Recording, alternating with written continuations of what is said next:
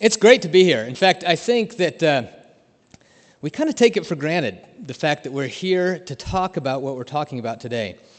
Many, many years ago, although it's not very many years ago when we look at human history, it wasn't very far from here where a king had made it illegal for a group just like this to meet. And not too far from here, we have some great Americans that sacrificed their lives to make it possible for us to meet in a group just like this.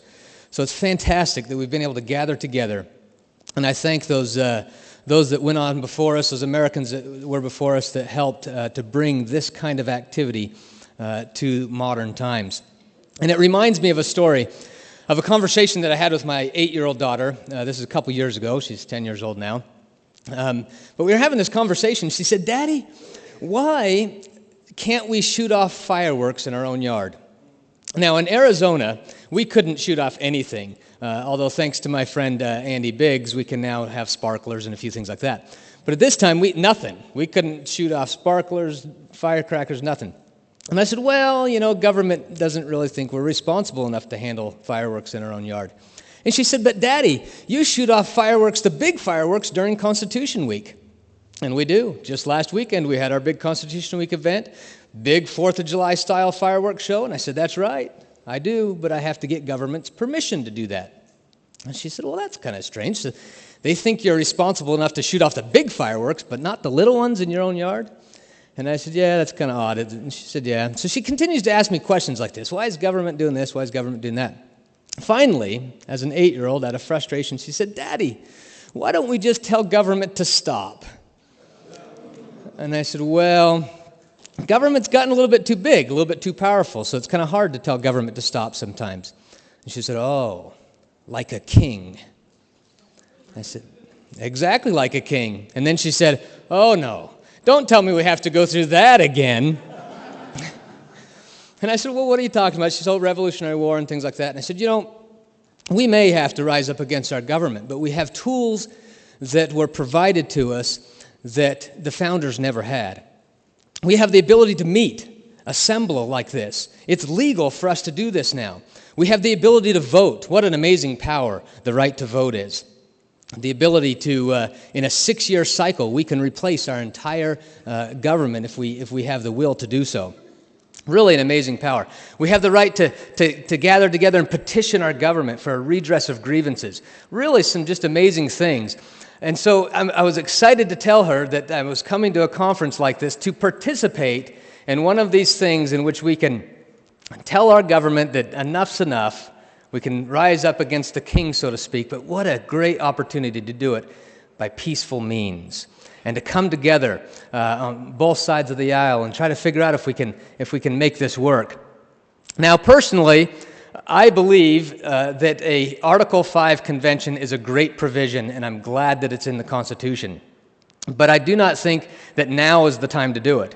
And the reason why is because of a couple of key things. First of all, I don't believe we're educated enough.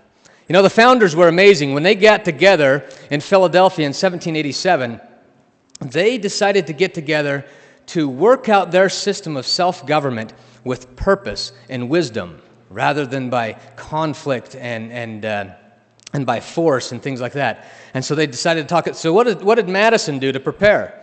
Madison wrote to his friend, Thomas Jefferson, "Send me books on philosophy and government and history."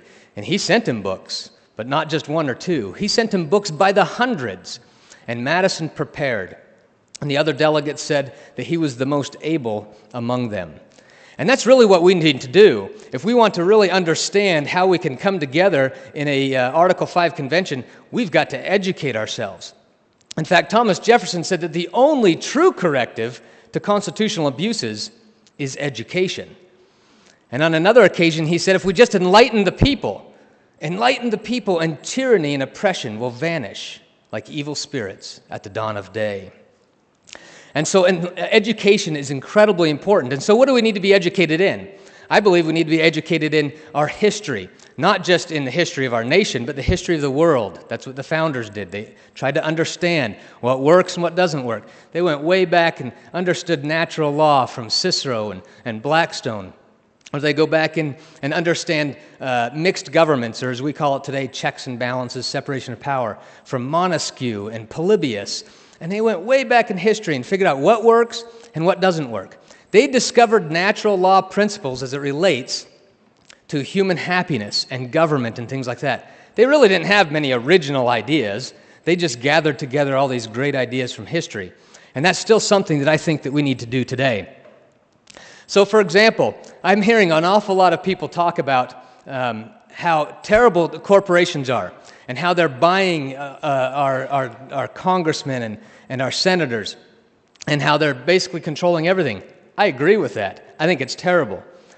So the reason why this is the case, though, it's kind of funny. Way back in the late 1800s, this started being what was very popular is, hey, the corporations are taking over, they're controlling everything, they're controlling all of the state governments. Well, what did we do? We decided, let's take power away from the state governments and let's elect our senators directly. Well, what does that ended up happening? What ended up happening now is our senators are even more corrupt and are bought off even more by these powerful interests. Why? Because it's cheaper now than it was back when they had to buy out every single state legislature.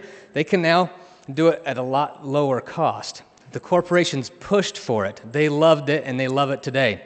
So I believe that if we are to have a constitutional convention or an Article 5 convention, we need to really look at the wisdom of the founders, because they worked out virtually every problem I believe that we face today. They had solutions to. And if we go back to some of their original solutions, then we could see a lot of the fixes of the problems that I'm seeing here today. Now, obviously, we don't want to go back to things like slavery, and neither did the founders want to go back to that. They hoped to try to get rid of it. They tried, and they worked out as well as they could, and it's unfortunate that we had to do it the way that we did. So we're certainly not advocating going back to some of those things, but we're advocating that we go back to some of the great wisdom of the founders, so that this country could once again be exactly what Benjamin Franklin said it was at the close of the convention when he said, "I have often looked at that chair behind the president without being able to tell whether that carving of the sun was rising or setting. But now, at length, I have the happiness to know that it is a rising and not a setting sun." I still think this nation is a rising sun, and this is a great sign of that we can come together and figure out how we can continue to make it that rising sun. And that is my hope in these efforts. And I thank you very much.